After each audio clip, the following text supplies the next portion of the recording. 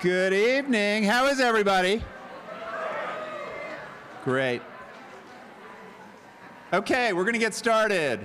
Couple things. We're going to take attendance first. You have your clickers out? I'm going to ask you a question that will test your reading or listening comprehension from last week. Assume you are alone on a desert island for 1 year. This is Paul Rosin's experiment. And you can have water and one other food. Pick the food that you think would be best for your health. A, bananas. B, alfalfa sprouts. C, hot dogs. D, spinach. E, chocolate. I'll go through it one more time. Which food would keep you alive the longest? Bananas, A. Alfalfa sprouts, B. C, hot dogs. D, spinach. E, chocolate. Okay, Allie will let us know what's going on in a minute. A couple housekeeping details. Now you have to do this on your own. A couple housekeeping details. There will be no Google Hangout on the Farm Bill. A little too complicated to organize.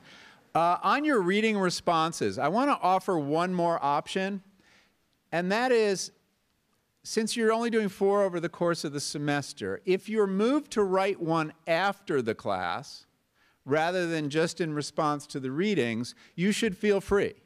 So if you want to write one about today's session to hand in next week, that's an option, okay?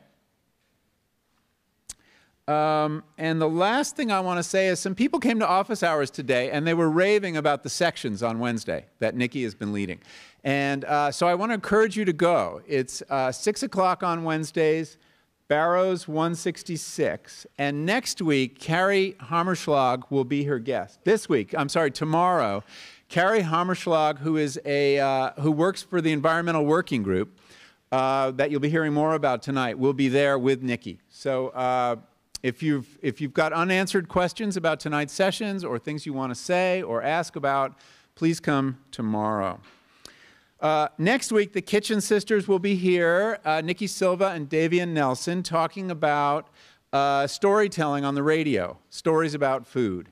And they'll play some. And we'll also learn a little bit about the Cowbird website I mentioned in the beginning of the course, which is an option for your final project, a place to post stories where a lot of people will get to read them. And Letitia Yang will be here, and she'll tell us a little bit about Cowbird and how that option will work. Okay, tonight's session. What we're going to do today is take a look under the hood of the American food system. Examine the set of federal policies that have shaped it over the years and that have the potential to reshape it in the future.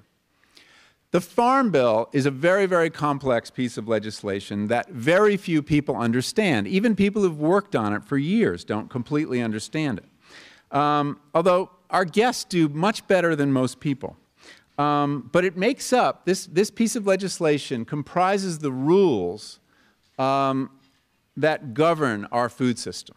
As I suggested in that first introductory lecture, these rules create the incentives that have led to the planting of vast monocultures of corn and soy in the American Middle West and help explain things like why are the least healthy calories in the American supermarket the cheapest.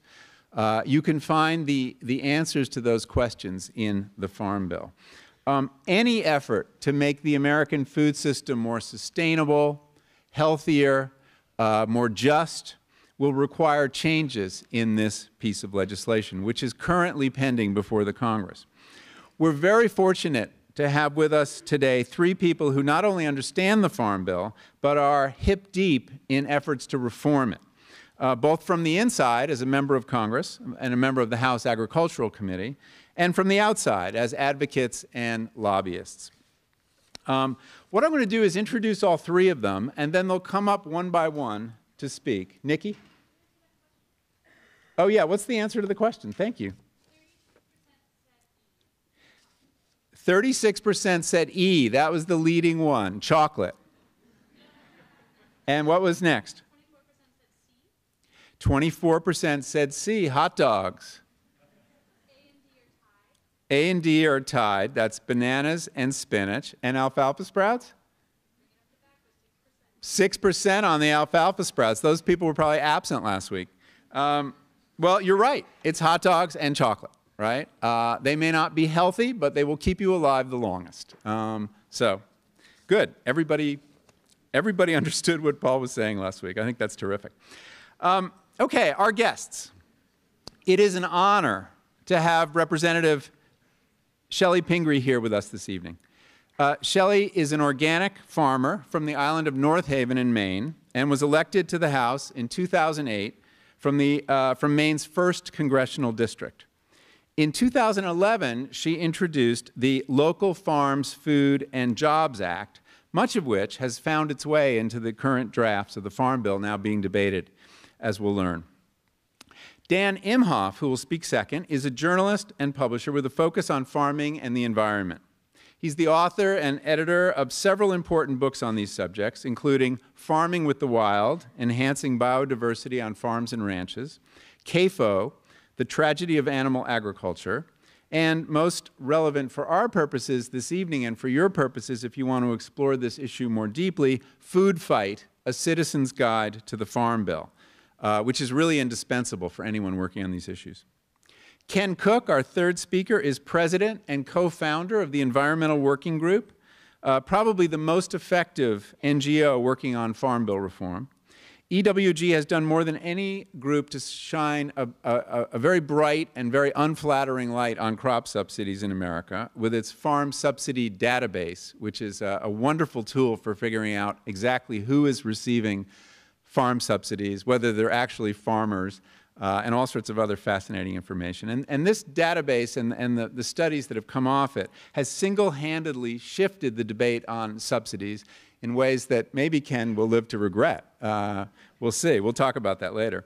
But he's regularly named one of Washington's top lobbyists by the Hill newspaper. So let us start with Representative Pingree and listen to her presentation. And then after the three of us talk, we'll all join together for a conversation. Thank you all. Thanks very much.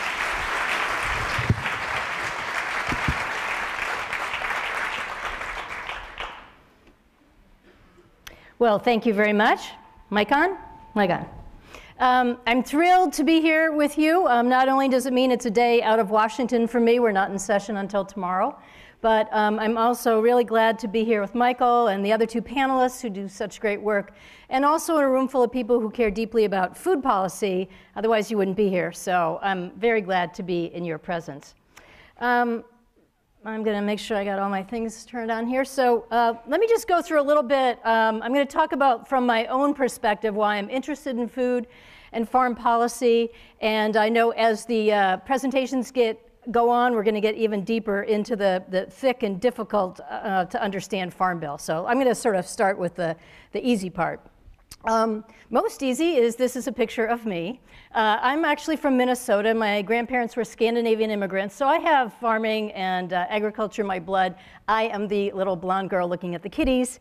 And in those days, that's how all grandmothers looked, even if they were on the farm. That special hat is a farm grandmother's hat. Now, I can tell you that growing up in Minnesota and coming from a farming family, the last thing my family ever imagined, these are my lovely parents. My dad was an accountant, my mom was a nurse. The last thing they would have imagined was that I would want to get involved in agriculture. Most people in those days, they grew up on the farm and they got away from the farm, and that's what we did. But I, in the year 1971, read a book by Helen and Scott Nearing called Living the Good Life, and decided I would move back to the land in the state of Maine. So I moved to an island of about 350 people and kind of got my start in the days when people were thinking about sustainable agriculture, how to live more lightly on the land, and how to grow food in a different kind of way. I was lucky enough along the way to study at College of the Atlantic in Bar Harbor, Maine, where I actually ran as my work-study job, I ran the composting program, so that is also me in my highly skilled shredder days. And not only did I get a degree in human ecology, but I specialized in organic farming and studied under Elliot Coleman, who continues to be one of the great leaders in the sort of science around organic farming. I moved back to an island of 350 people that's about 3 miles by 11 miles. That is my home to this day. And I raised dairy cows and 2 acres of vegetables and a variety of other animals and 3 children along the way. So they got to be part of farm living. I also learned a little something about value-added agriculture. We had sheep, and I started turning it into wool, and then I started a knitting company that sold wool yarn and knitted products from the things that we raised on our farm, and actually developed several pattern books and knitting kits. So I was firmly entrenched in the business of farming and thought that I had created my future. But I got involved in my local politics, going to town meeting. Being in politics in a town of 350 people can get much nastier than you might think. So I got a very thick skin along the way, and ended up serving on my local school board. And then decided, after being recruited by one of the customers at my farm stand, that maybe I ought to run for the state legislature. Now, this isn't really going to be a talk about me, but I just want you to know that in those days, this was a Republican state Senate district, and I came from a geographic base of 350 people. So to say I was a long shot is absolutely true. But I would knock on people's doors, and people would look at me and say, wait, aren't you that woman with the knitting business? And I might say that knitting and farming actually got me into politics. So in 1992, I got elected to the state legislature and served on the Agriculture Committee, really 20 years ago, in state policy. But some of the issues were the same as what we're dealing with today, whether it's genetically modified seeds, bovine growth hormone in milk, irradiated food, and asking for labels on that. Many of the same kind of controversies were there then. What's different, and I'm going to talk a little bit more about this, is how we perceive food and farming and agriculture today. There's tremendous amount of interest in it, and to be now working on this policy 20 years later and 40 years from when I first started getting involved in agriculture, this is no longer sort of fringe Birkenstock. This is big business. This is a very controversial policy, and a lot of people really interested in what might happen to change it. This is our modern-day House Agriculture Committee room. This is a field hearing up in Lake Placid during this current round of working on the Farm Bill, which you're going to learn a lot more about tonight. But we are in the 5-year renewal of the Farm Bill and in the thick of working on the policy around it.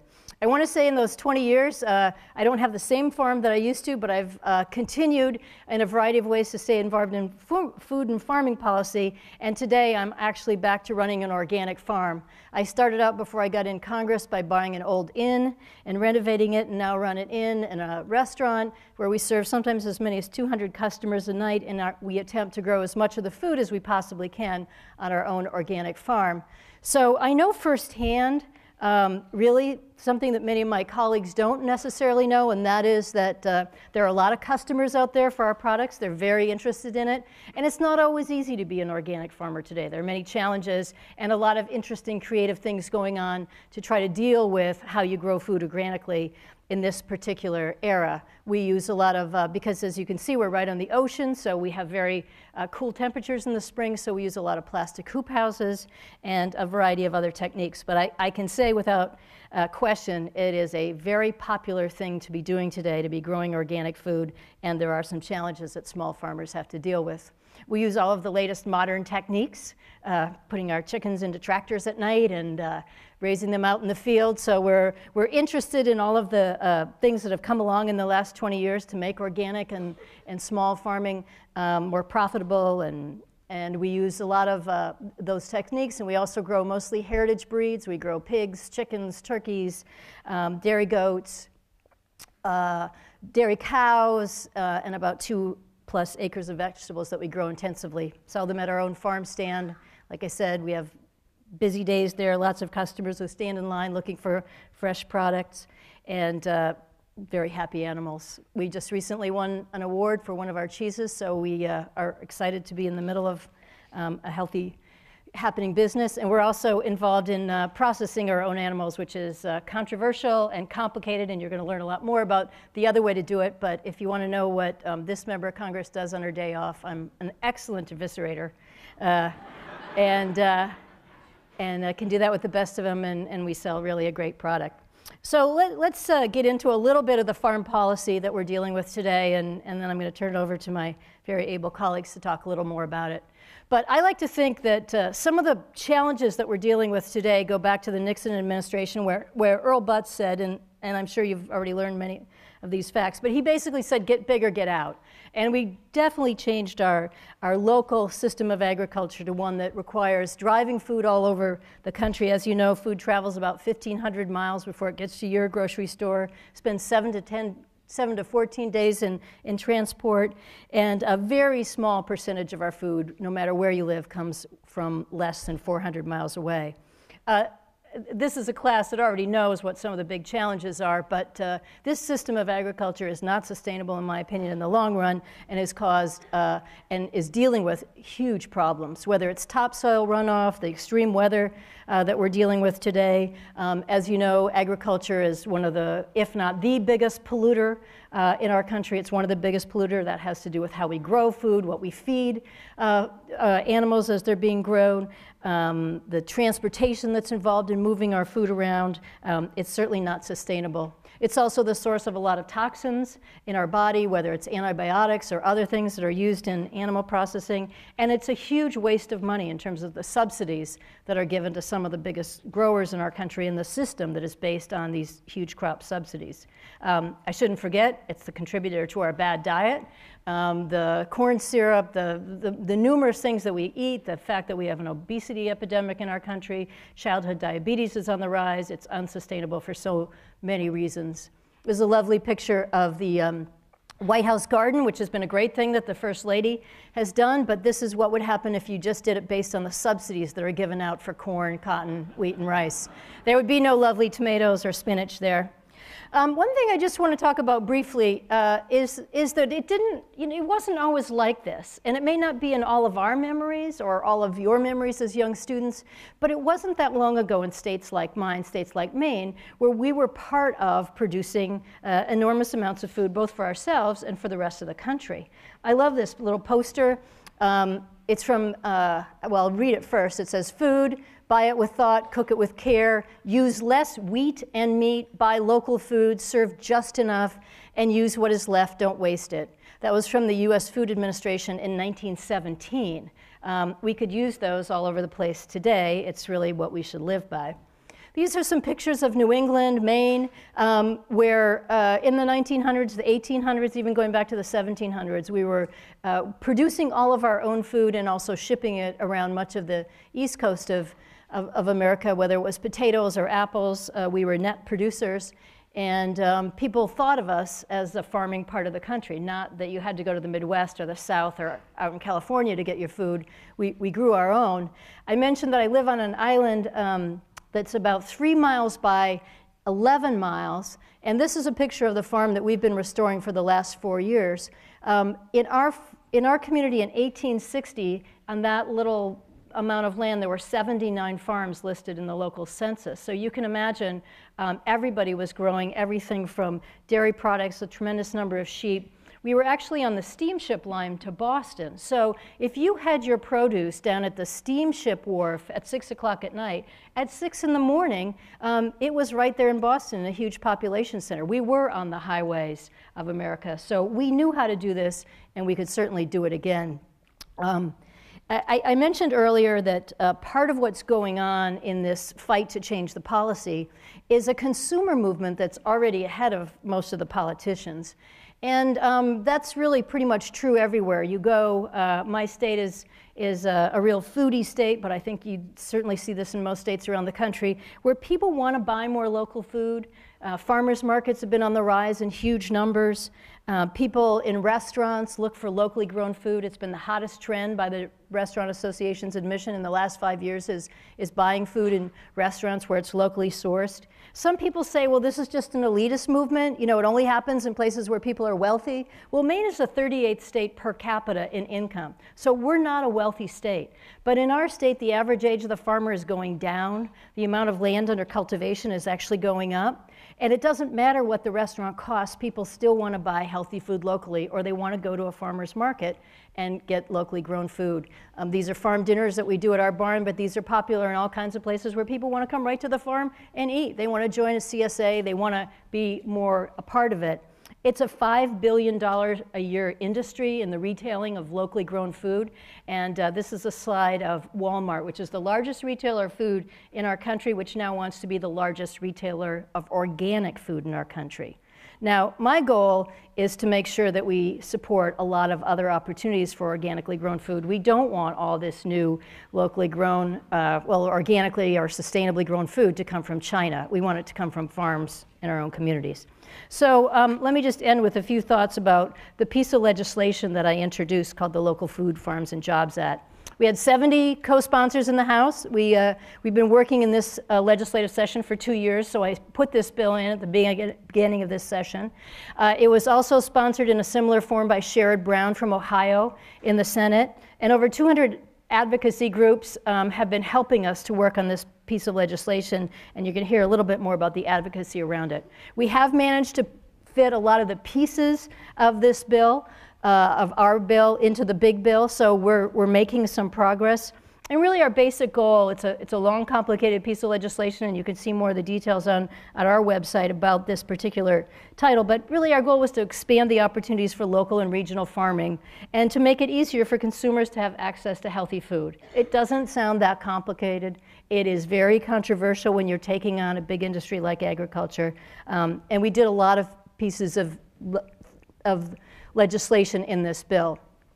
Even the day we announced it, we were surprised by how many people showed up. We've been surprised all along at how many members of Congress, Republicans and Democrats, are interested in this topic, how much they're hearing about it in their home district. And it did a whole variety of things, whether it was helping small farmers to add hoop houses or other kinds of accessories into their farming to make their farms more efficient and profitable, marketing farmers markets, helping them to grow, allowing people to make it easier to use their SNAP benefits at farmers markets or people with SNAP benefits to join a CSA, improving on school lunch programs and school gardens. This is an elementary school in one of my communities that has a local greenhouse, and I've seen it across the state. When kids are involved in growing food or visiting farms and getting healthy local food, they're just that much more likely to eat it, to go home and tell their parents about it, and to support the idea of eating fresh food, not just fast food.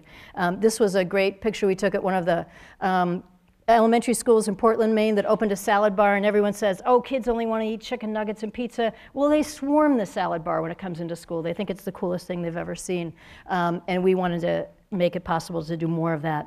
So that's what our piece of legislation does. As you heard, we've gotten a lot of it inserted into the bill. Some of these things about value-added producer grants and EQIP. These are programs that help farmers to do some of these things, or to put in a little creamery on your farm to make it more possible to actually process your milk into cheese or something that you can have a value-added or raise more money on it. We're going to talk a lot more about the specifics of where the bill is today. It went through the Senate, passed the Senate committee, passed the Senate itself by a large margin. It went through the House committee, and even some of the amendments that we weren't sure we could get added on, we asked our Republicans. That's my timer saying shut up. And I'm almost done. We asked some of our Republican colleagues to take on the amendments because it's a Republican-controlled House, and many of them did willingly, and we've inserted those into the bill. The Republicans have been unwilling to bring the bill up on the floor of the House, and that's today's controversy. We have about 3 days left of this session, so we'll probably discuss a little more about the likelihood of starting tomorrow night, whether or not we'll actually take up this bill.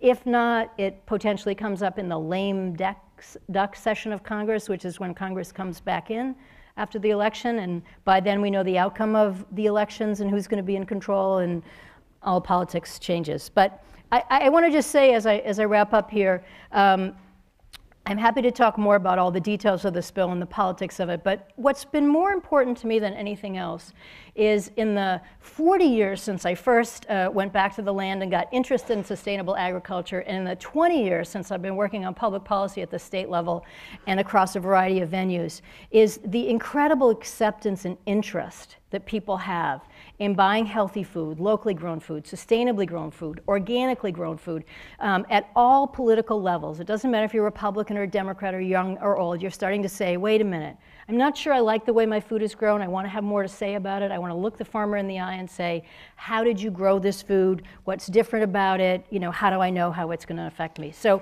in spite of a lot of the challenges that we are experiencing right now and that we have to work with, I think rooms full of people like this are saying to us, you know what, young people are growing up with a very different attitude about how their food is and how they want to control the politics of their food, and that makes me very hopeful in the future. I have this sense that there will be much more work for goats, including my own, and that we're going to have lots of bright, beautiful venues like this that people look out on and say, you know what, I know my food, I know my farmer, I get to look out at a scene like this every day. So I'm looking forward to much more of that. Thank you very much. Thank you.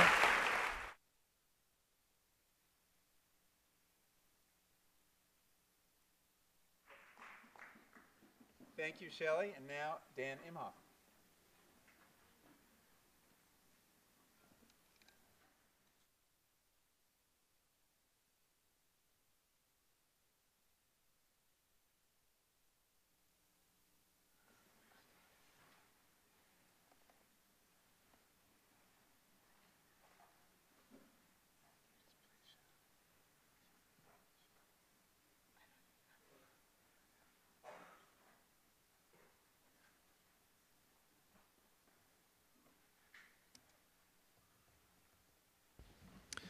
You guys are a vision. A room full of people who want to learn about the Farm Bill. Oh my gosh. I think there'll be psychiatric evaluations on your way out. I got into this Farm Bill business as a writer and a researcher about farming and agriculture. And I'd really seen the incredible work that's being done with government funds to increase habitat protection and create stable ecosystems in certain parts of farm country. And I went to a conference in 2006, in the winter 2006, and I heard this day-long conference of just one speaker after another talking about all the implications of the Farm Bill, anywhere from how our policies affect growers in other countries to health and what gets on our school lunch plates and the economies of rural America. And these acronyms were flying around the room. And I decided someone needs to translate this bill for the average person. And I asked one of my mentors if this was a good idea, because writing a book is a big step. And he said, well, this was in 2006, and he said, well, if you want to affect the 2012 or the 2018 Farm Bill, then it's probably a good idea. When we talk about the Farm Bill, we really have to go back to the Great Depression. But we can pull that question back further. What is this Farm Bill? Well, it's government's attempt to answer the basic question: what is government's role in food and farming? What is government's role in getting people who need food assistance food, and to make sure that farmers have what they need to survive and actually pass on those natural resources to the next generation? And we can think back to the 1930s when Franklin Roosevelt said an unprecedented condition calls for the trial of a new means to rescue agriculture. Well, the soil was literally blowing away in the Dust Bowl. 1 out of 3 Americans was out of work, and many suffering malnutrition. And farmers were having trouble, not because they couldn't produce enough food, but because they produced too much. They could not keep up with an industrializing economy, and the only thing they could do to try to get ahead in this very difficult economy was to grow more. And the more they grew, the lower the prices fell. And the lower the prices fell, the more they went out into marginal areas that should never have been planted. And in came Henry Wallace, was the Secretary of Agriculture, and his father was a Secretary of Agriculture. And the first Agricultural Administration Act was really a cornerstone of the New Deal, and it got government involved in our food system in a very big way. This is a picture of some Norwegian bachelor brothers, and they showed me the contract that their father signed with the Soil Erosion Service, and the government came in. They helped them with lime to restore the minerals to the soil. They created some new farming techniques, contour farming, strips that would prevent erosion on steep hilly areas, and they helped them fence cattle out. In these gullies below, you can see a whole barn would fit in this amazing erosion that was taking over the country because of the previous agriculture. And as Chellie said, we made it through the Great Depression and World War II, and we emerged a very different country with a very different idea about the food system, but we still had this persistent problem of producing too much. And what we found was we could never really catch up. We got more advances in industrial machinery and technologies and synthetic fertilizers and the ability to produce more. And we had what they called in government as the farm problem, which is we can never really get farmers fair prices. And over time, agriculture tried many ways to deal with this excess. One was to have a lot less farmers, a lot fewer people on the land. Another was to take animals off the land, off of diversified farms, and put them in greater and greater numbers in confinement. And Chellie showed us some pictures of chicken houses, hen houses, and feedlots, et cetera. And we also tried to export our way out of these problems. And the Farm Bill rolled along every 5 to 7 years, getting more and more complex. The complexity intensified in the 1960s. The Kennedy administration reinstated food assistance programs, early food programs that came out of the 1930s. And that suddenly created a new wrinkle in how farm bills were negotiated. The urban legislators really, in return for voting for subsidies for the heartland, they got food assistance. And you see that this struggle or this actually collusion has helped shape farm policy ever since that time. In the 1980s, we were trying to expand our way and grow our way out of this surplus, export our way out. And our farmers were experiencing another crash. We'd lost thousands, tens of thousands of family farmers who'd expanded into a region called the Prairie Potholes, where about 75% of all the waterfowl in North America are born, these tiny wetlands that have been carved by glaciers that become so important in dry periods. And we were experiencing a great drought. And so conservation then also became another big element in the 1985 Farm Bill, and it has ever since. We've moved on to the modern era. In 1996, Congress, a somewhat Tea Party-like Congress, tried to eliminate subsidies and just decided we're going to wean farmers off of subsidies and just let the market take over. Well, that experiment was very short-lived, and we've now, in recent years, been in an unprecedented era of payouts to big agriculture through the farm bills.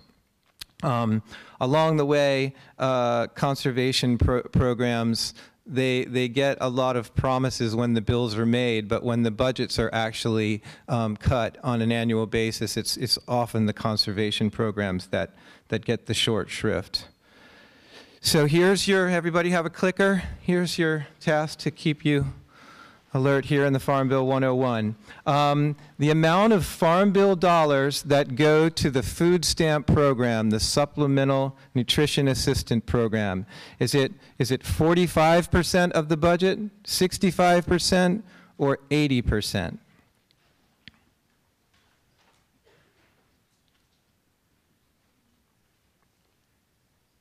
wait, or should we just keep going? Okay.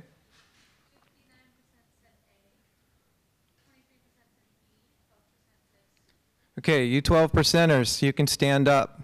80%. 80% of the Farm Bill budget in this last year goes towards food assistance. So we're very much talking about a food bill here, or a food assistance bill. Okay, number of Americans receiving SNAP assistance in 2012. How many Americans received, that were on the food stamp program in June of 2012? 15 million, 46 million, 27 million, or 9 million?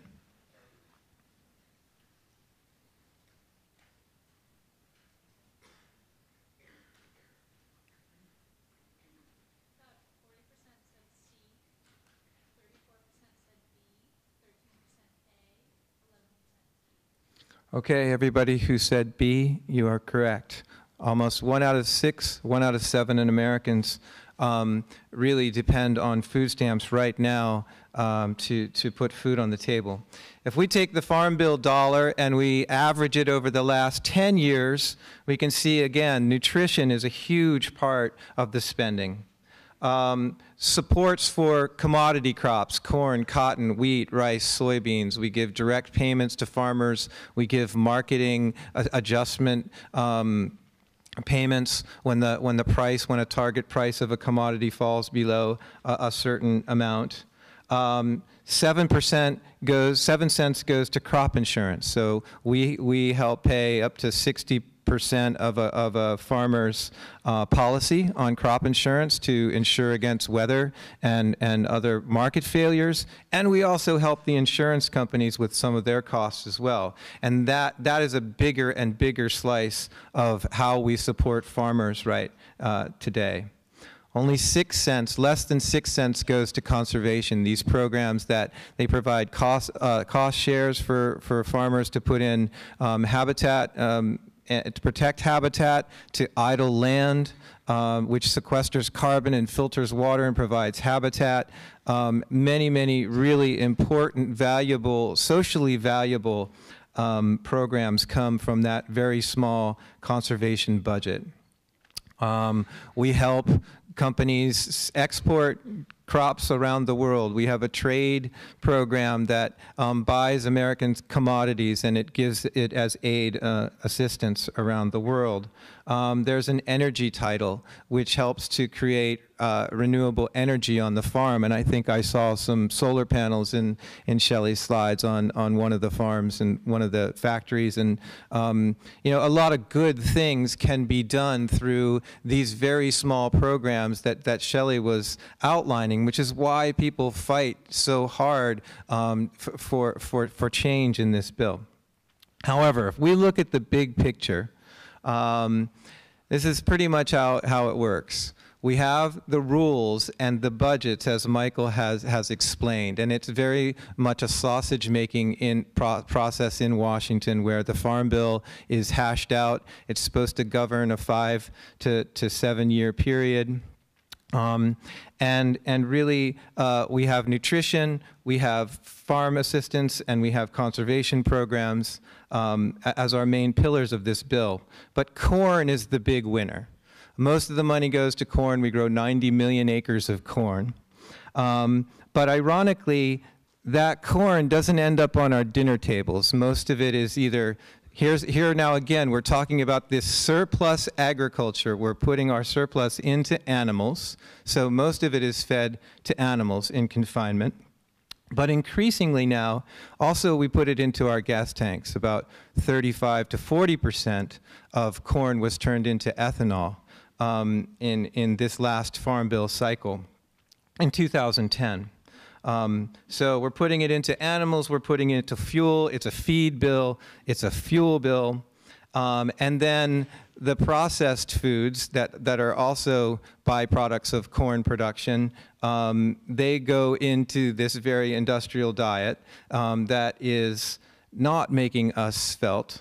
And so it's also a fat bill. The Farm Bill is a fat bill as well. In the meantime, as we got big and we got out, we haven't really been creating too many jobs in rural America with the kind of agriculture we've been supporting. Actually, there are good studies that show counties that receive a high percentage of their income from the Farm Bill have high rates of rural exodus.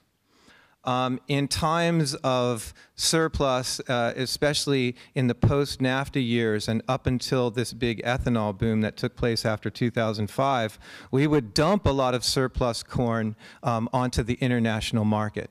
It had a terrible effect on Mexican farmers in that period, 1994 to 2005, where millions of Mexican farmers were really forced to leave agriculture in their country and either go to urban areas or come north to look for work. And then this enormous amount of industrial inputs that we are fueling our agricultural economy with, fertilizers and animal wastes, herbicides, pesticides, become fugitive. They flow down the Mississippi River into the Chesapeake Bay, creating dead zones, which we've heard very much about. So I think you can see that this is quite a mess. And our question might be for tonight, is it time to rescue agriculture from the Farm Bill? I'm very heartened that, as Chellie said, that really when we're looking at this bill, it's extremely important. I love the work that she's doing. I wish there were more zeros on the end of her budgets.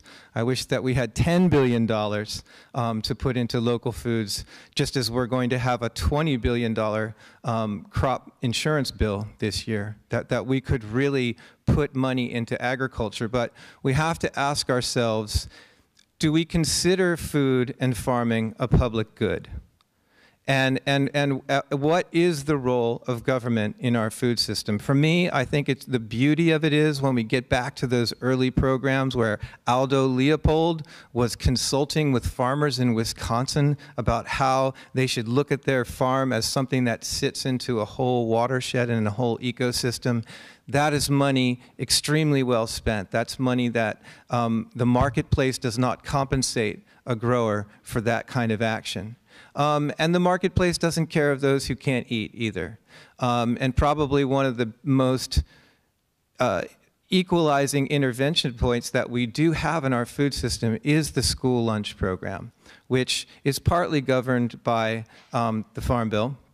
And we have this chance to feed kids really well, 31 million kids a day, well, and create habits and appreciation for agriculture, which will hopefully transfer to them as they grow. So I'm looking forward to Ken's perspective on what it's like to really try to make change on this bill, and look forward to the discussion later.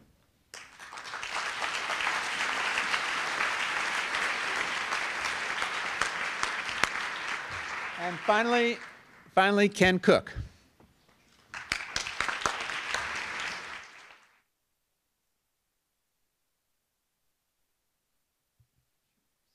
Thank you. Hi, how are you? I have no trick questions for you, and maybe even better, I have no slides. But I loved the slides that we saw in the last two presentations, so I just want to say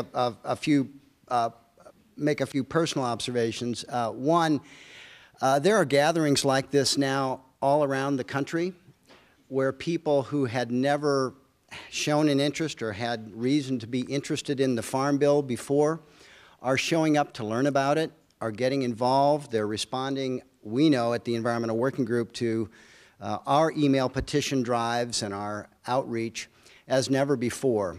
And I just want all of you to understand that ideas matter. Communication matters. Grace and elegance of expression matters. And if I had to point to one reason why there are so many gatherings like this around the country in recent years, it would be the work of Michael Pollan. So I want to thank you for that.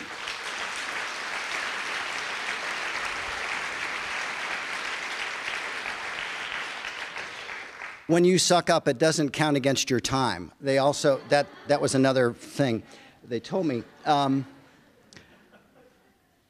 Chellie Pingree, the great eviscerator. You know, occasionally I come up against a really great argument that makes me think I maybe should change my mind about human cloning. If we could have a few dozen more members of the House of Representatives, we have one more organic farmer, isn't that right? John Tester from Montana. If we could have some more Chellie Pingrees in the House and in the Senate, it would make a world of difference. But what she is doing by her advocacy, and believe me, she has gotten a lot of heat for standing up in the Agriculture Committee and asking for these very reasonable things. She's drawing out more members of Congress and showing them that there's a reason to be doing this, pursuing these ideas, these goals, and pushing back against what really, in many instances, is a cultural rejection, sort of the immune system of industrial agriculture not liking the criticism coming into the halls of Congress with suggestions for a better way to do things. So, as you know, we support you, do or die, Congresswoman. Thank you for your work. Really. And I just have to say that having seen some of those images, I'm reminded when it comes to eviscerating of the words of my friend George Seaman, who runs the biggest organic co-op in the country, Organic Valley. He describes his organic dairy cows as having a long and happy life and one bad day. And then finally, Dan Imhoff has probably done more than any agricultural economics professor or maybe the entire profession to provide people, ordinary people, who aren't steeped in lobbying and subsidies with a clear guide to the Farm Bill that has meant all the difference in the world in bringing lots more folks into the debate. So my hat is off to all three of you. It's really an honor to be here. We have lots of presentations about the Farm Bill that have lots of charts and numbers and slides.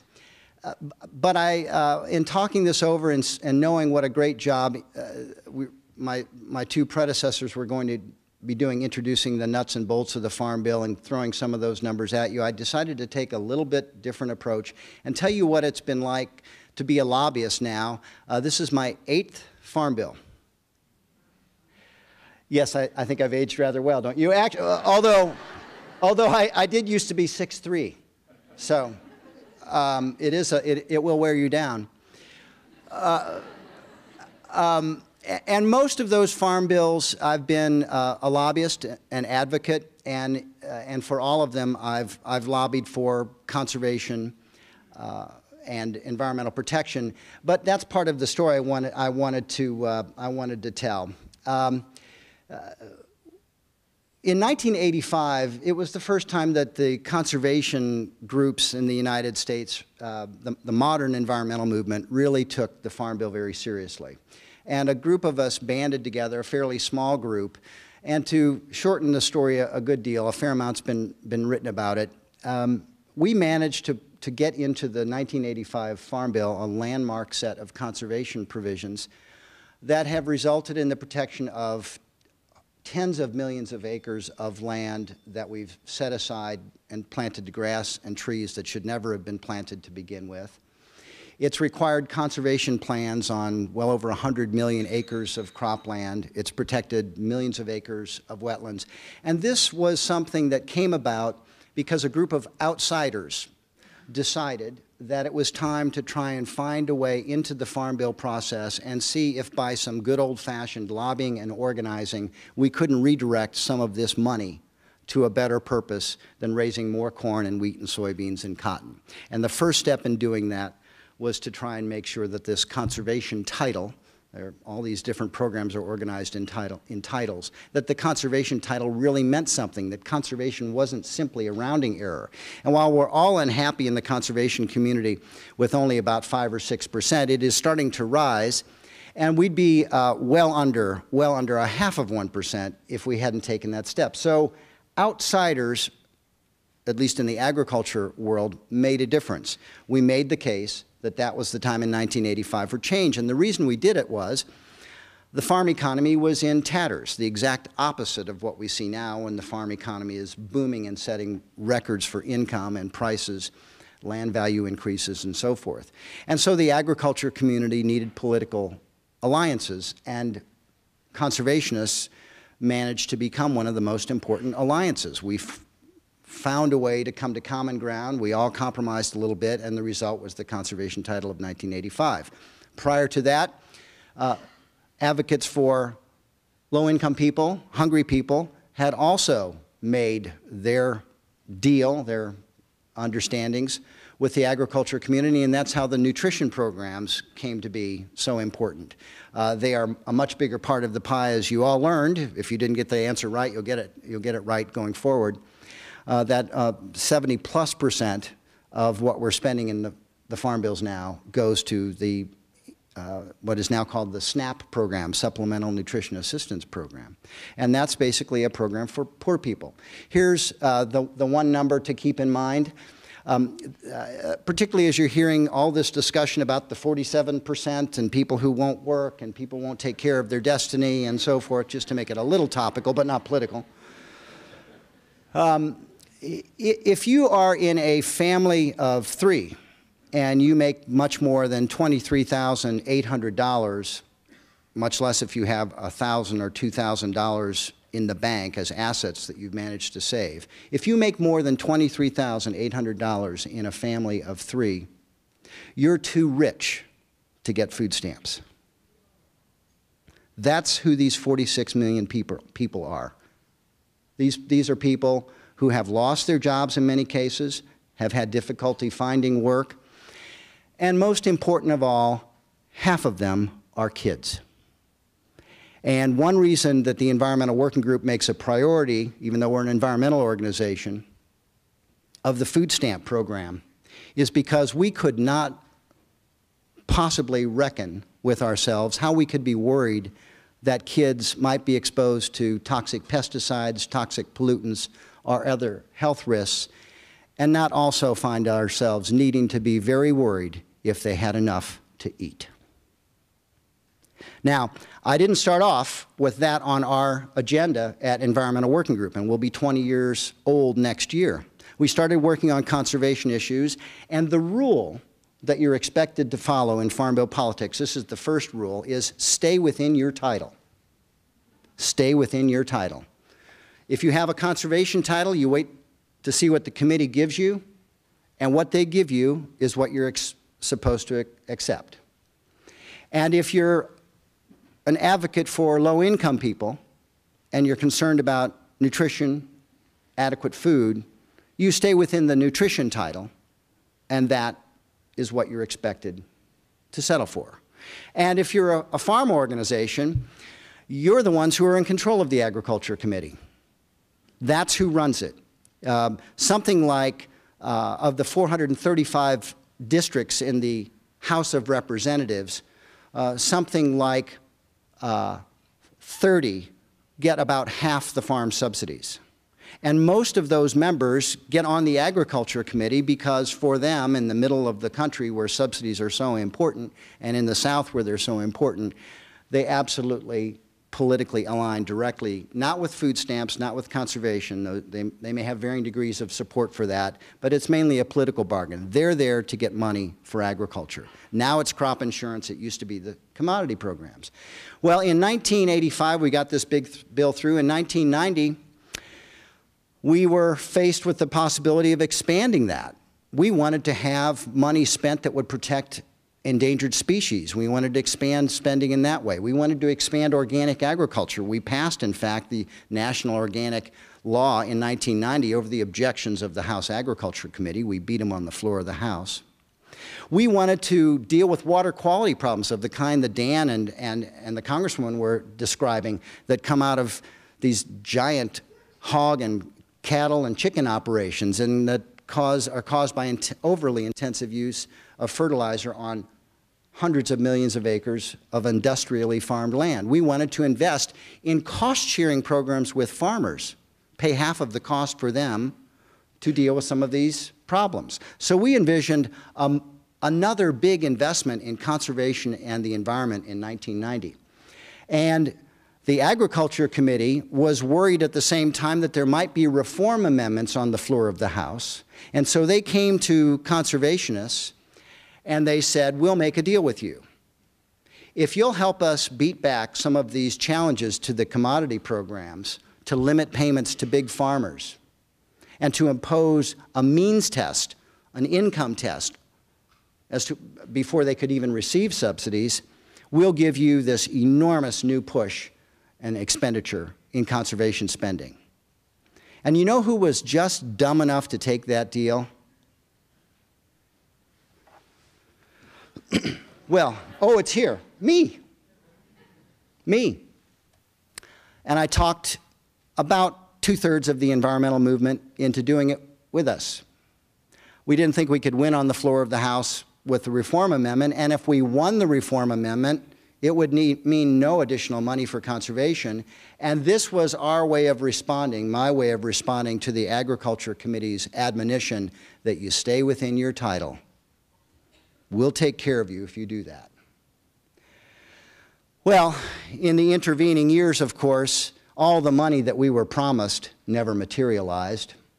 In the appropriations process, and there were great newspaper stories at the time, agriculture, the organized interest, backed away from the deal that they had made in 1990, and I began to think, I'm pretty darn dumb, but I'm not going to be fooled in exactly that way again. And we began to think, well, if all of this money is going to the commodity programs, to the subsidies, those subsidy programs must be awfully darn good. So let's just find out who's getting the money. So after the setback of 1990 in that farm bill, when we saw that we weren't going to be able to make a handshake and actually almost written deal with the commodity interests and the agriculture committees, that they would walk away from it, that we couldn't trust them, and I say this to their face to this day, if this was a group of farmers, and I go before groups of farmers all the time, I gave this exact same talk. I can't trust organized agriculture to hold to a deal, so I want to find out what other leverage I can have to involve and open this debate to the public. And the way to do that was to file a series of Freedom of Information Act requests at the Department of Agriculture to find exactly how much money was going to each and every farmer in each and every farm subsidy program. It started off as a database, started off in the early 1990s as a database of about 125 million records. Now with the desktop computers of that time, well, actually you wouldn't remember that, would you? But let me just tell you, with the desktop computers of that time, it would take us 3 weeks, day and night, just to rank and sort who the top crop subsidy recipients were for corn payments. Just 3 weeks straight. So it took a year of work, but we began to follow the money, reveal who was getting it. And our purpose there was simply to make the case that this is the public's money, not agriculture's money. And since it's the public's money, we all ought to have a say in how it's spent. And we wanted to put up the investment portfolio as best we could at the time. In the mid-1990s, it was only print and newspapers, but by the time 2004 rolled around, we could put it on the internet. We wanted to show taxpayers what they were buying. And I'm proud to say that was a smart decision, because that helped drive the debate and open people's eyes to the huge amounts of money that we were spending on some very wealthy and very profitable farming operations. 10% of the recipients get 70% of the money. We were spending money on right-wing extremist groups who wanted the government out of their lives. We were spending money on the marching band in Champaign, at the University of Champaign-Urbana. We were spending money for giving money to other government agencies who happened to own land and qualified for the programs, and on and on. The abuses, the waste were startling. And as the hundreds and hundreds of newspapers have newspaper articles and TV stories have accumulated over the years, it's helped make the case that we could do a lot better. Now, when it comes to making policy change happen, this is something I want to really try and communicate because I just have a minute left.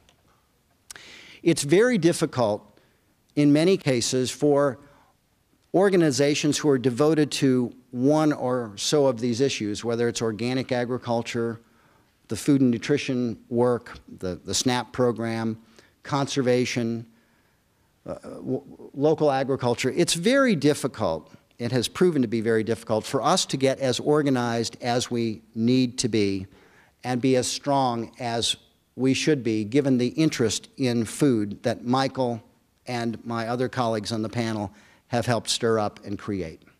Food is hot. Hunger is not. Food is hot, but the food system and reform of it at the political level still isn't yet. So as we try and figure out in our coalitions to do a better job, to be better advocates, I've had 14 people working on the Farm Bill this year, and we've had some great wins, but we've also had some tremendous setbacks. As we've tried to do this, one idea that we've hit on that I want to mention to you tonight and we can talk about maybe later in the discussion, is trying to basically take the food movement that now is in these silos and separated, doesn't often lobby together on the same thing.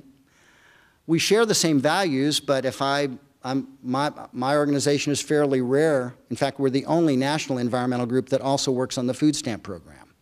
I'm not blaming anybody else. I'm just saying that's the way it is. There are very few nutrition assistance organizations, with the exception maybe of Bread for the World, that have taken a stand on conservation issues. We are in our silos, and when you are in those silos, you give a tremendous advantage in power, political power, to those who are very well organized and have a position that's uniform on all the issues. And that's the subsidy lobby.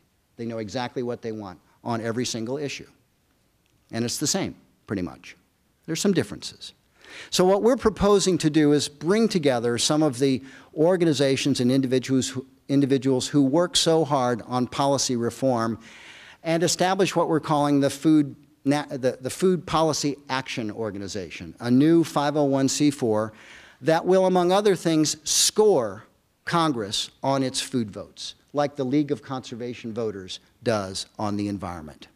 We want to score members of Congress who have voted wrong on the food stamp program, as many have, to cut the funding, who at the same time have voted to increase ethanol subsidies and maybe crop subsidies, and continue sending cotton subsidy money to Brazil to bribe them, to prevent them from cracking down at the WTO on our cotton program, who voted against conservation, who have voted against just a minimal amount of money to implement the new food safety program that we just put into law a year and a half ago. I want editorial pages across the country to finally understand that the food movement has a new measurement technique.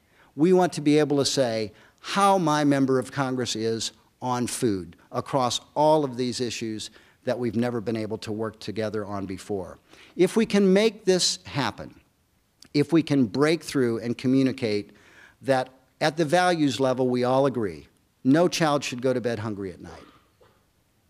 Animals should be treated humanely on the farm. Workers in the food system should be paid a living and livable wage. Farming ought to restore the environment, not degrade it.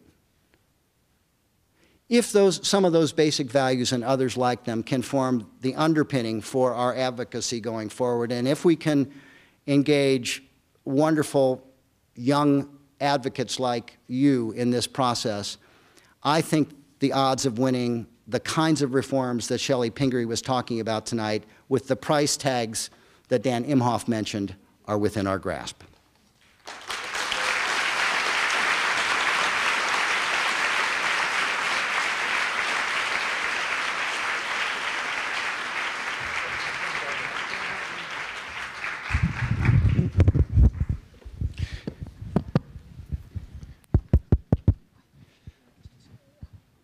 You guys take these two. I'll sit over here.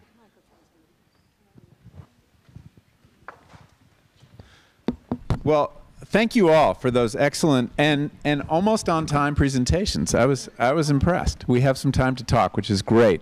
I thought I would just start by giving us a quick update on the state of play. Something weird has happened on this Farm Bill cycle, and there's a history of bipartisanship around the Farm Bill, and that if the people supporting food stamps could get together with the commodity people, normally they were able to get this thing through. It didn't happen that way this year, and it may not happen. Maybe, Chellie, you could just tell us where we are and why. So I think, is this on? Can you turn up Shelley's mic? Got it? Do you want to use this? This will work.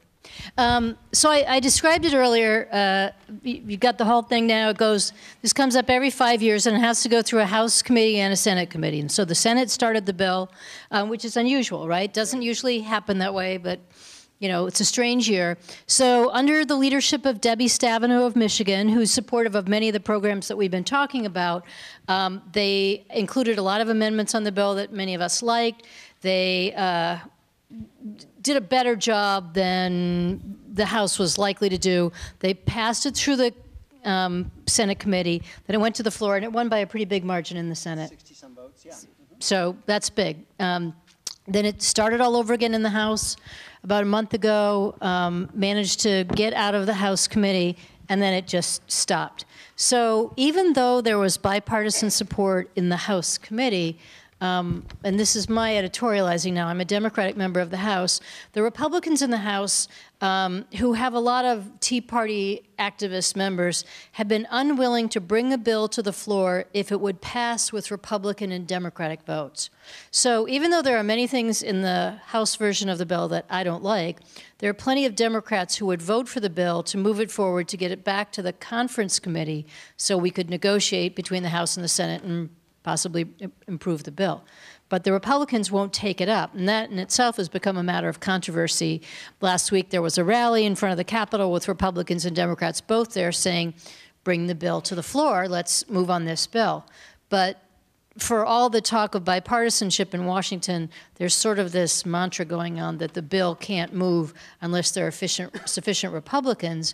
And there are many Republicans who are actually too conservative to agree with the bill as it currently stands, and a lot of it has to do with the SNAP benefits. The Ryan budget that you've all probably heard of, Paul Ryan, he's now running for the vice president. He wants to make a $33 billion cut in the SNAP benefits. Now that you understand how huge the impact of that would be in this country, you can see why many people won't support that. But there are many Republicans in the caucus who want deeper SNAP benefit cuts that are currently in the Farm Bill. So that's where we are. So that's what's hanging it up, is the fact that there's a very big cut to food stamps on offer. Would you say? Yeah, but just to be clear, the Farm Committee negotiated a much smaller cut. Right. So, but the Tea Party activists won't go with that. Okay, great. I've got a question about commodity subsidies versus crop insurance. And Ken, you have been, as you told us, fighting to reform the commodity program, the title, which gives these subsidies, payments directly to farmers, sometimes for growing things, sometimes for just existing. And there is now more talk about reforming crop subsidies than you've ever heard before. But it's being replaced with, as you alluded to, crop insurance. Does that represent progress? Should we think about that as reform? Well, it could be progress, I think, but I'm not sure the forms that we have seen delivered so far by the Senate or the House would indicate, well, at least by our lights, sufficient progress. It sort of goes this way. The most indefensible current commodity subsidy program is the so-called direct payment, and that is the one that, regardless of prices or income, we have been paying $5 billion a year to farmers on the basis of their history of having received farm subsidy payments in the past. It's a little hard to believe, but at a time when we're, as I mentioned, setting records for farm income, records for many crop prices, and they are still very, very strong and robust as harvest nears, which is very unusual because of the drought. We're still on schedule to pay some of these farmers hundreds and hundreds of thousands of dollars on top of more money than they've ever made before. So after working pretty hard for a couple of farm bills to try and kill the direct payment program, we finally, I think, we killed it. That's good, right? So that's $5 billion. You would think we could invest that in something better. And I still have hopes that we might, because I think we won't have a farm bill this year. I think we'll have another year to litigate this thing. Be my guess. I don't think we'll do it in lame duck either. But they've decided to take about 60% of the money that they save from direct payments and put it into a program that's expanded dramatically in recent years, crop insurance, which sounds great. Insurance, right? It sounds good. Car insurance, home insurance, right? It's really good. This insurance works a little differently. For example, the government pays on average 60% of the farmer's premium to get the coverage. There's no limit on the amount of insurance you can buy with that 60% premium. We pay the agents who write the policies and do the adjustments. We pay a big part of their salaries, so the company doesn't have to. And then when there's a claim, and the more claims there are, the worse it gets in this regard, you and I pick up the tab. So this program has gone from $2 billion a year to about $9 billion a year. And this year, with the drought hitting the Midwest, which used to be that's sort of the good driver country equivalent, right, for car insurance. That's the car companies, they want those good drivers in their pool, right? They want the young, healthy people, if it's health insurance, in their pool, because that's where they make a lot of money. You spend the money on the policy, but they don't make any claims. Well, that's the Corn Belt in crop insurance. They get a lot of money in premiums, including from you, if you pay taxes. I hope you're not the 47%. And it all works out. It pencils out really well until there's a drought in the Corn Belt. And now we're looking, Dan said, $20 billion. There was someone from the Farm Bureau in Iowa not long ago who said it could go maybe as high as $30 or $40 billion. We've never spent more than $24 billion in our worst year on crop subsidies. So in 1 year, we could blow the budget on crop insurance. What we need to do, it needs to be transparent. I can tell you who gets crop subsidies. I can't tell you who gets crop insurance. I can't get the names. No one can. We need to lower, I think, the premium, particularly for the wealthy farmers. There were some amendments to do that in the Senate. We need to put limits on how much insurance they can buy. If this is such an important thing to doing business, these very large operators ought to buy some on their own, at least some of it on their own. Simple reforms like that were anathema to the Farm Bill writing committees this time around. We've had floor amendments, and in the House and in the Senate Environmental Working Group, we do floor amendments. We challenge the Agriculture Committee. And the interesting rub this time in the House was it was very difficult to come up with an amendment to the commodity programs where the authors of it were willing to take the savings and invest it in something like Congresswoman Pingree's ideas, or the food stamp program, or restore some money for conservation. It's pay as you go. If you make a policy change that's going to cost money, you have to come up with some source for it. And likewise, if you come up with a policy idea that will save money, you can come up with creative ideas and build a coalition around how you'd spend it differently. Organic, local food, food stamps, conservation. But most of the sponsors of the amendments we've been able to find are Republicans, and all they want to do is cut the crop insurance program and give the money back to the Treasury. You could argue that's not the worst thing to have happen, but our view is there is a role for government in agriculture, an important role, and we want to spend, if we're spending money, and we think we should spend some money on agriculture, we want to spend it in a smart way. And the politics today make it very tough. Thank you. Question for Dan. One of the themes we've talked about in this course is that our agricultural policies are out of whack with our health care goals, or the health of the society, that we're subsidizing the wrong crops, and it isn't clear that crop insurance fixes that. How would you bring the Farm Bill, and don't stay in your title, look at the whole thing, how would you change agricultural policy to support the goals of a healthier population? Any part of the bill you want to talk about? I think you first talk about health. And health is a great question because it's a great uniter because everyone agrees that health is good. And so you can talk about physical health, and you can talk about a healthy rural economy. You can talk about healthy farm landscapes, and you can talk about healthy people who are fed well. So if we were really looking at a healthy farm bill, if that was a goal, that instead of really serving special interests, and that's really what's being done, then actually every the whole creation of programs would have to be rethought, including there is no title for labor in the farm bill. So we have 6 million, 8 million farm laborers that really make production specialty crop agriculture that gets the fruits and vegetables. Will you define specialty crop for everybody? Specialty crops are fruits, nuts, vegetables, nursery crops. Basically everything that's not a storable commodity, but which are supposed to occupy 50% of our plates every meal.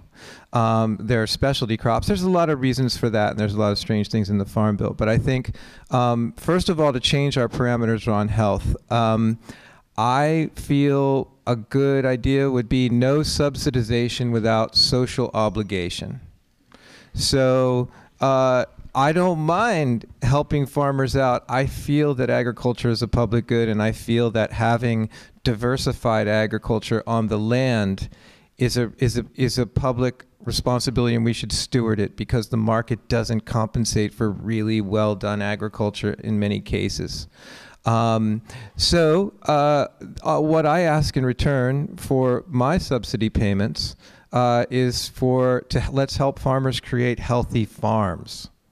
And instead of subsidizing them to maximize every single inch of their farm with production, using techniques that set all kinds of unhealthy environmental health hazards in motion, we really should get back to those early days of the Farm Bill when conservation was a big part of it, idling land was a big part of it because it kept surpluses down, and we had a lot more assistance on the farm, on the land that helped farmers with research, with biological assistance that help them, be good stewards. Great, thank you. Yeah, go ahead. First, I would put Congresswoman Pingree's bill in the bill, make it the first title, and put more money into it. And I think hearkening back to this earlier era is exactly the spirit we need to, recreate. That poster that the Congressman had up about, eat, waste less, just be smart about how you eat, that wonderful 1917 poster, that was during the war. And the guy who ran the U.S. Food Administration and who made his career that then launched him to the presidency was a Republican named Herbert Hoover. He was the head of the U.S. Food Administration. This was the kind of thinking that was going on then in Republican circles.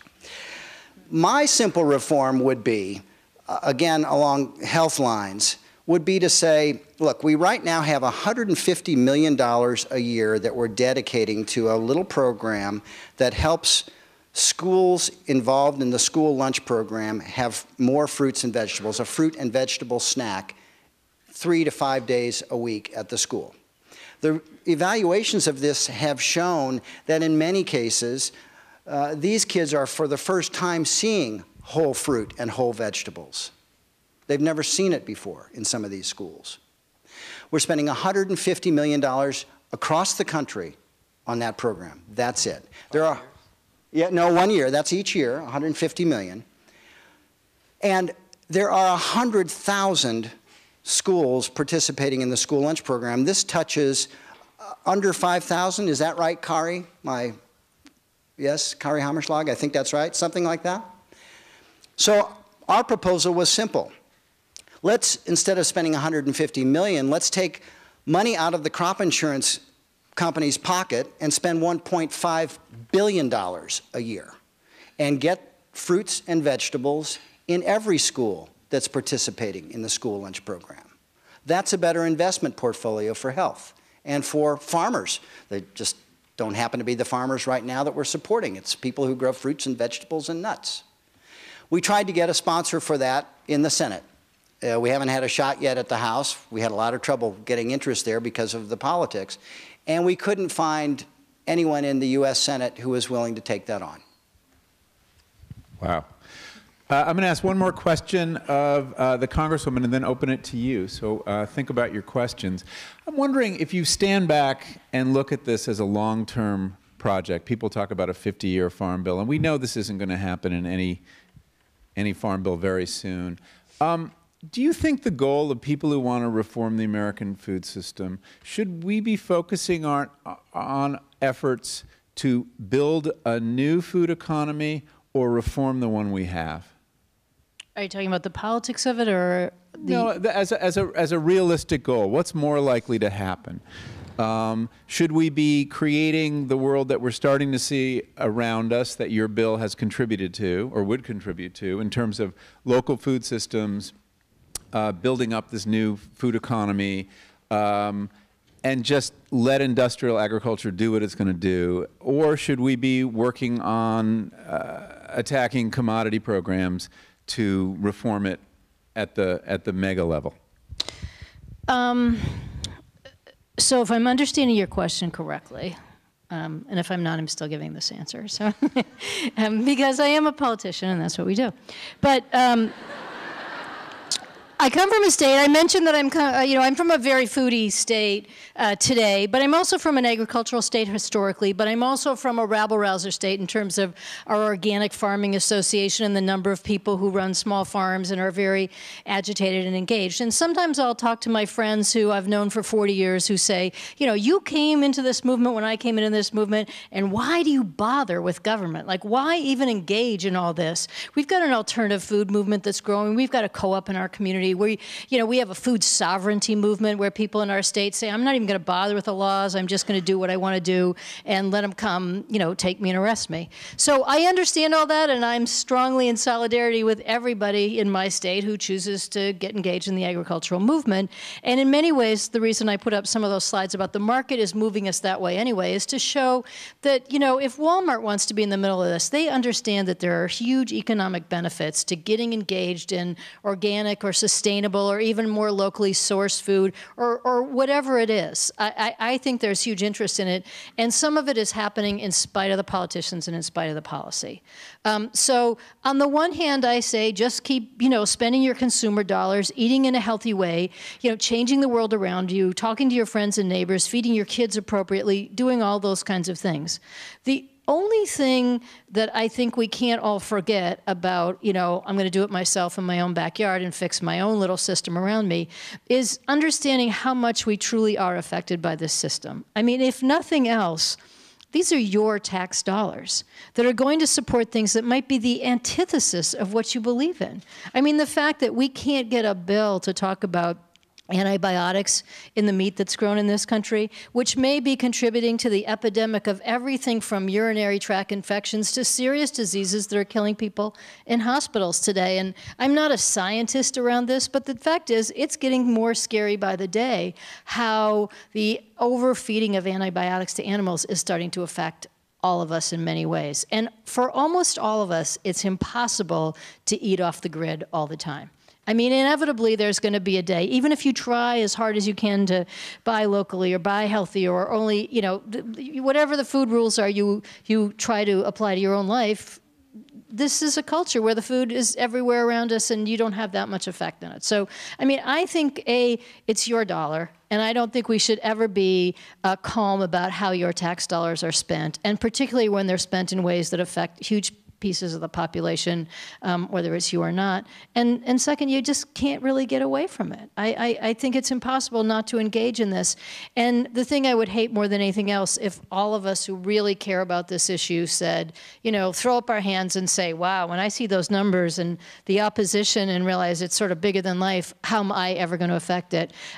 Where we say we're not going to engage, because the politics around how people are changing their eating habits, and I would say, you know, maybe not always in Congress or in this particular Republican-controlled Congress, but I'll tell you as a politician, when I'm in a jam in my home state, you know, when I'm in maybe a public meeting where people are criticizing me about tax policy or war policy or something else, you know, or I'm with more conservatives than I expected to be, and they're sort of getting agitated about some of my votes, I'll say, gosh, did I tell you I'm on the Agriculture Committee, and I'm working on a title to the Farm Bill that makes it easier to buy food locally and gets more organically and sustainably grown food into our population and gets kids eating more healthy food in the school lunch program and buying from local farmers?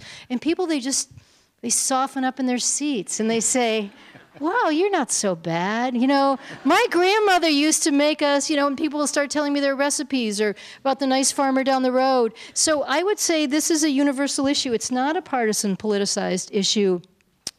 People really want to engage in food and eating and thinking about health, and people are increasingly worried about, you know, why is it my grandmother or my son or daughter got cancer? Where did that come from? Or where's heart disease really coming from? Or what's happening to our kids? Or why is there so much childhood diabetes? So I guess I would hate to see us as a movement, you know, give up on this at a moment just because it's really tough. I think Congress is softening up in ways nobody ever expected.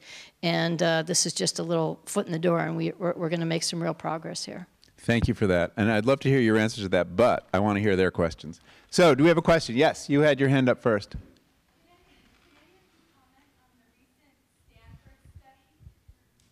The Stanford study on organic food. Now, that's not a comment. Who would like to take that? You're an organic farmer. It got me kind of grumpy. I mean, two things, I guess, and I haven't done a scientific analysis of their quote-unquote scientific analysis, so I don't want to speak like an expert. I did think it was surprising or fascinating or interesting politically that it happened to come up here in California, where you have a big ballot measure, and probably there's a lot of money being spent to convince you that there's nothing better about organically grown food or what's so bad about a GMO. So, A, it's not surprising that it was done here. And I think what you see most people saying is, you know, the biggest fact they tried to pull out of there was that it's not nutritionally different to eat a conventionally grown food than an organically grown food. And I think you could ask virtually anybody who's shopping in their local supermarket, picking up something organic and saying, well, maybe I'll buy this. They're not saying, well, I think there'll be more vitamin C. They're saying, maybe it won't have all that stuff that I'm worried might be bad for me. And maybe you don't know that, but that's certainly not what the study emphasized or examined. And so I thought it was poorly done and well-timed for those people who want to defeat the referendum that's going on here in California. Ken, do you want to say something about that? I agree with that. And, you know, I think the pesticide sections of that study really did a disservice to the whole issue by suggesting that if pesticide levels are legal, at the legal level, that that's fine by the Stanford researchers. The day we started getting calls on this study to comment, EPA quietly issued a regulation to regulate an insecticide that they had taken off the market as recently as 1998 and is still in a lot of our food, because they had concluded that what was formerly the legal level and therefore was presumed safe was no longer acceptable, and it had to come off the market altogether. That kind of dynamic was missing from the Stanford study completely. And on nutrition, I'm on the board of an organization called the Organic Center, and I think it's fair to say that people in the organic community are instead of assuming, at least at the research level, assuming that organic is better or not nutritionally, they're studying it. They're looking crop by crop and doing the best they can. And there have been some really surprising findings where for some nutrients in some crops, organic shows a clear advantage. That was kind of washed out and de-emphasized in the Stanford study. So like the Congresswoman, I have a lot of concerns about how it was put together, the literature they selected to review, and the conclusions they reached. Well, I'm afraid that we're out of time. Our guests will be here for a little bit longer, but I want to thank them for coming this long way.